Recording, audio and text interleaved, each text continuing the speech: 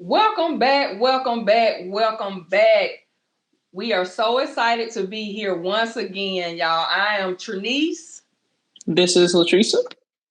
and if this is your first time, this is the Empower Her podcast show. We haven't came up with a name yet, but right now it's Empower Her. And we're here to talk about entrepreneurship, while working a 9 to 5 job, a full-time job.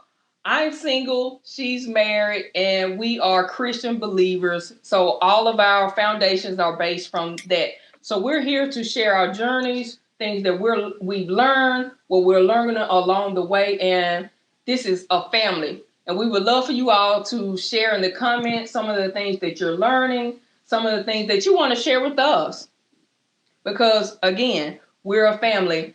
And so on this episode, we're going to continue where we were talking about how our businesses came about, our missions, our why. And you all have heard about me, but today you're going to hear from my friend Latrisa. So you just jump right on in and talk to our audience and friends, let them know what's going on. All right. Thank you so much, ma'am. I appreciate it. But Anytime. yes. So my business is Pugh Financial Coaching. So I am a financial coach. I help single Christians, married Christians, understand the stresses of their finances so that they can have a stronger foundation in marriage and really live the best version of their life. So that's what I do now. Now, how I got to that point, that's an interesting story. So I'm gonna go back, and I'm really big on timestamps. So I'm gonna give you some years along the way. Okay. So 2004, I came to Tuscaloosa, started as a student, and I had horrible financial habits. Like I was overdrafting. It was rough. Like I'm talking about like $500 in overdraft fees. My first year of college, it was just tough.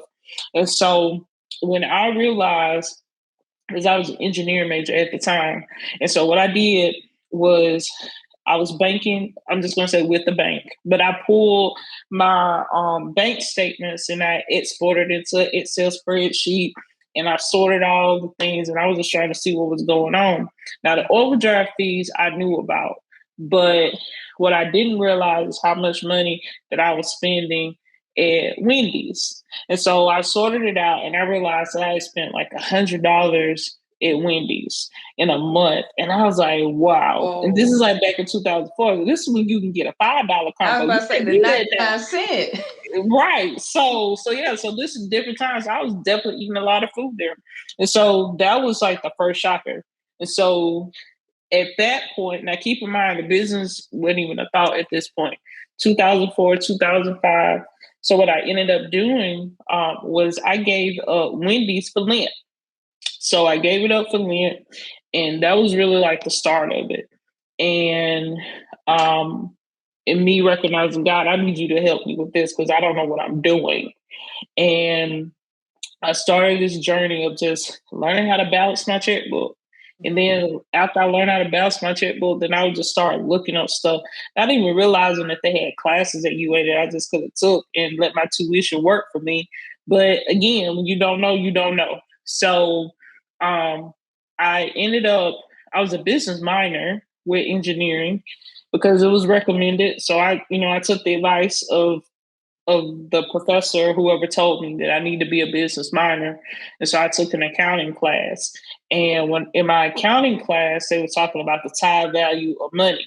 So now by this time, I'm balancing my checkbook.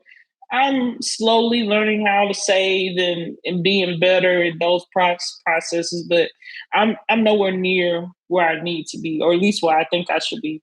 And so in the class, it was the summer of 2007. She's talking about time value and money. And I was like, man, why am I just really finding out about this now? Now, that's not saying that I wasn't exposed to it before then, but it really didn't click that it was important until that day. And it was that day in class. And I said, very random, fleeting thought, one day I'm gonna help people with this. I didn't know what I was talking about. I didn't know what that meant, but that was just a thought. So I ended up changing my major to accounting, and so I was like, man, my first degree is going to be to pay the bills, and my second degree is going to be to help people. So I graduated with my bachelor's in business administration in 2009, and I was like, okay, I'm gonna go to grad school, get financial planning. So after I graduated from college, it took me about 8 months to find a job. During that time, I was working like 4 jobs. Like I tell, like I speak to students occasionally, but I tell them like I remember the day. I still remember the day that I worked 24 hours. Like I woke up that morning at 6 a.m. and I didn't get back in the bed until 6 a.m. the next day. Like I remember that. So, those memories are still fresh. And, did taxes, did all those things. And then I ended up getting a job at UA, and then work there. Now I'm doing my master's program and working full time, right? Doing a little side job and everything, delivering pizzas. It was a lot going on. I was doing a lot. I was doing the most. So now all of this is relevant because after I graduated from my master's program, I end up getting a job working for corrections. And so I moved to Atmore, Alabama. And that's really when everything started. So I was isolated. I was away from family and friends. I was an hour away from my family, but it was nobody. I didn't know anybody in Atmore. And during that time, like I was pissed at God because I was like, why in the world do you have me here of all the places in the world? So, multiple conversations with God. I'm like diving into the word because I was like, I have no other option and I got to keep myself sane. So I was working out all the time and I was reading the Bible all the time. My boyfriend at the time, like I moved in November 2012. And this is no shade at him, but we broke up a month after I moved. So it was, yeah. So that was a very traumatic experience for me. And so now I'm working in a place that I don't like. I'm in a place that I don't like. I don't have my family and friends. It's just bad. So at this point, I'm like, God, we got to figure this out. Now that you have put me in this place where I'm still and no one around, what you want me to learn? Because I need to learn this as quickly as possible because I'm not trying to stay here longer than what I have to. Because I'm not trying to go around the mountain 40 times. We need to figure this out like right now. So go through the process and learn everything. Something happened at work where I was just like, okay, it's time to go. So I did a fast. So again, it came back up. I fasted again. I fasted, talked to God 21 days. It was August 2013. And I was like, God, I want to move back to Tuscaloosa. But if it's not in your will, I'll go anywhere you tell me to go. I just don't want to be here. And by this time, I've launched a nonprofit, Educational Cash Flow. And I wanted to give this information for free. I had graduated from a master's program and now I'm speaking, talking in schools and everything, and that was cool. And it was a good experience. I enjoyed it. I learned a lot. And when I moved back to Tuscaloosa, so I left November, just to let you know how God moved with me. We praise God for that. I left Tuscaloosa November 2012.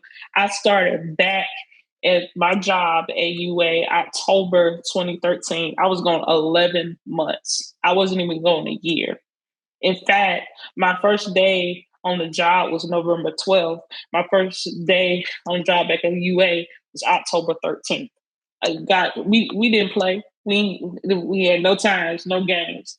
And so now I'm at this point where I'm speaking giving, financial literacy talks. I'm just at the volunteering stage. Because a lot of time in your business, you want to give all the information away for free. And you're like, man, because everybody need this. I'm not going to charge anybody for this because I ended up getting this. So at any rate, fast forward, I get back on campus and one of my professors, she called me randomly. She said, hey, you want to teach? I was like, what you mean you want to teach? She was like, you want to teach a class at UA? I was like, can I do that? She was like, you got your master's. She was like, you're eligible. She's like, I'm ready to retire and I need somebody to teach this class. And I said, okay. So, and at that time, I had just bought a new car.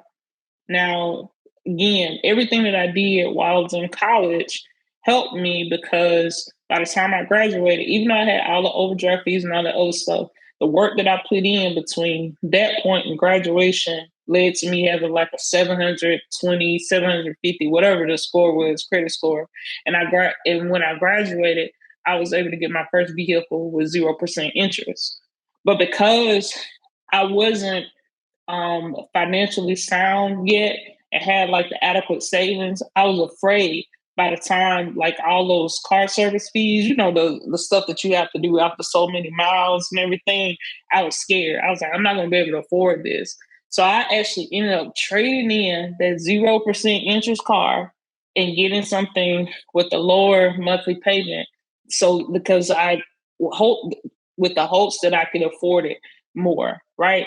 And I beat myself up on that decision for a long time. But if I would have waited, literally, if I would have waited later on that year, I would have had the additional income from teaching. So that's a little sidebar. So make sure you know that this is the decision you want to make. So, anyways, so now 2014, I start teaching. I teach for 4 semesters. And during those 4 semesters, I am literally volunteering. I'm teaching on campus. I'm volunteering in the community. They have started a financial literacy program like on campus, and I help uproot that. I ended up traveling to Haiti and doing volunteer work internationally, helping there. So traveling throughout the state, just really giving, giving, giving. And so by the time I launched the business in 2018, I had volunteered over 1,200 hours in community services, giving out the information because that's how important it was to me until the point where God said, it's time for you to stop. And not in a manner of like stop giving, in the point of I need you to be more intentional with helping people individually to help to lead them and guide them. Because what I was doing was one-time workshops. So I would walk them through it, and then I would walk away. But it is really hard. Not saying that anybody can't do it. You have to have like some true self-determination to take a piece of information and then just go run with it. But a lot of people need a coach. A lot of people need help to guide and direct them throughout the process. And so God, was very clear. He was like, I need you to be a guide. And so 2018 is when I launched the business, Pugh Financial Coaching, and going through this process of like really just growing the business. The nonprofit went to the side, so to speak, but I ended up partnering with another nonprofit later on throughout the process, probably like 2-3 years ago. So that's how I give back, is by connecting with a nonprofit and still doing financial literacy there, but as well as, my building my business. So it's been a journey. So again, that's like what I'm trying to do quick math. That's 17 years when you really think about it, from the time of I want to help people to where we are now. So yeah, so that's Pew Financial Coaching, and that's how I got started and where I am now. All right, we're not gonna skip. We're not gonna skip past what I got and I hope the audience was listening as you was telling your story, because what really hit me with your story was the fact of, when you was talking about when you were giving, you were doing the nonprofit stage, you're going around doing workshops and everything else. And at that point, you didn't even have in mind that you was gonna have the business like where you are today. You didn't have that in mind. And so what came to my mind basically was being faithful over a few. He make you rule over many. And a lot of times when we're in the process of our business, marriage, just anything that we're doing, like in this entrepreneur space, we want stuff to happen so fast and skip the process of where God is molding and making us into that person that's going to be able to hold and carry what he has. It's already waiting for us. We just have to go through the process. And then I noticed in it, it's like spiritually, where we're walking through the steps of going from a babe to, okay, now you're ready for this stage. And then you go to the stage of now you're a teacher, you're a mentor, you're a rabbi, so to speak, just quote unquote. And now you're at a stage of discipling other people. So now he's saying, look, you got to get serious with this, because this is ultimately discipleship. It's not you sitting at a workshop one time and leaving. No, Jesus had the 12, but then he also had where he would be speaking to the masses. That's what I got from it. So I just hope everybody that's listening know that you have to go through the process and grow into that person to be able to sustain what God has for us. Go ahead. I do want to add one point, and this is encouragement for anyone. Now, I launched the business in 2018, and by this time, I'm having conversations with my now publisher, and she's like, you need to write a book. I'm like, no, I'm good. Everything is fine. And I go and I end up having a conversation with my cousin, who's now passed, and I was talking to her, and she was like, hey, God told me to tell you something. I was like, what? What he say? You need to write this book. And when you write this book, that's when you'll meet your husband. And I was like, okay. And so I was like, man, I got to write a book. So I wrote the book so I launched the business August 2018. I wrote the book December 2018. Actually, one of my very close friends passed during that time, and that was traumatic for me as well, because she never got a chance to read the book, and that's something that I still. Well, I'm better now. Let's just put it that way. But it took me a while to come to terms with that. But she was very supportive. So anyways, after she passed, I literally did a rundown, and I wrote the book 2018, released the book March 2019, and I met my husband 2 years after that. So, it was really a molding process. Now, whenever this is released, I did just how finances helped me get ready for marriage. It really is the truth, because if I didn't pen that book, I trust the God in my cousin enough to know that God ain't gonna lie to me, because he ain't never lied to me before, and he ain't got time to do it now. He's not gonna do that.